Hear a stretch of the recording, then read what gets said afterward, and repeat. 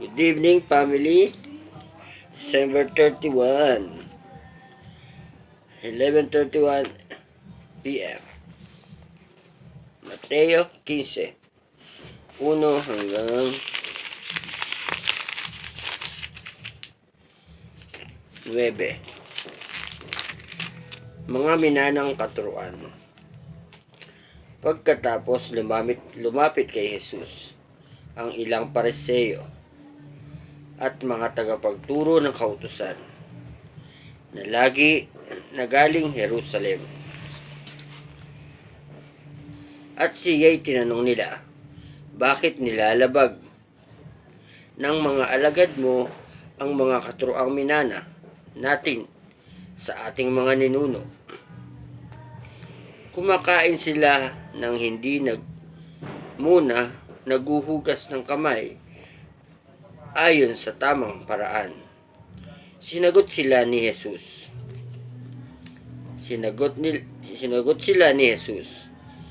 Bakit naman ninyo nilalabag ang utos ng Diyos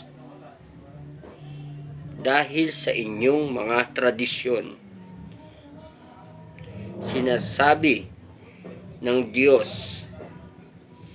igalang mo ang iyong ama't ina, at ang sino mang lumait sa kanyang ama o ina ay dapat patayin. Ngunit itinuturo ninyo na kapag sinabi ng isang tao sa kanyang ama o ina ang anumang maitutulong ko sa inyo ay inihandog ko na sa Diyos. Hindi na niya kailangang tulungan ng kanyang ama at ang kanyang ina. Pinawalang kabuluhan ninyo ang salita ng Diyos.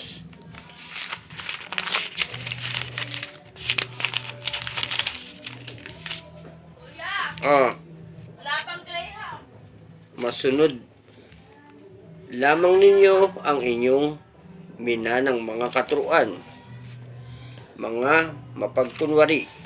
Tama nga ang sinasabi ni Propeta Isaias tungkol sa inyo.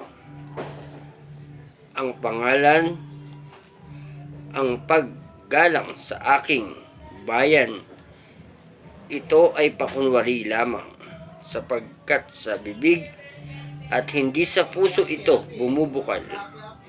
Walang kabuluhan ang kanilang pagsamba, sapagkat itinuro nilang galing sa Diyos ang kanilang mga utos.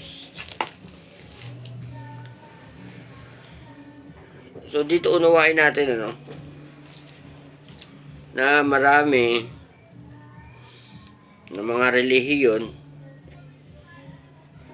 Ito, ulitin ko 9. Walang kabuluhan ang kanilang pagsamba. Sino-sino sumasamba? Sapagkat itinuro nila galing sa Diyos ang kanilang mga utos. Yung itinuturo nila hindi galing sa Diyos, kundi galing sa kanila. So, kung unawain natin yung binasa natin, maraming masasaktan.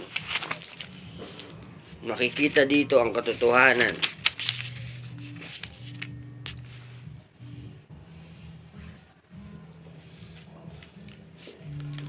So mamaya, bago mag-alas 12, magbasa pa tayo ng isa, Happy New Year po sa ating lahat. Patawarin niyo po kami sa aming mga nagawang kasalanan, sa isip, sa salita, sa gawa, sa espiritu at sa laman. Pagpalain niyo po ang magpapala sa amin at ingatan ng mag-iingat sa amin sa pangalan ni Jesus.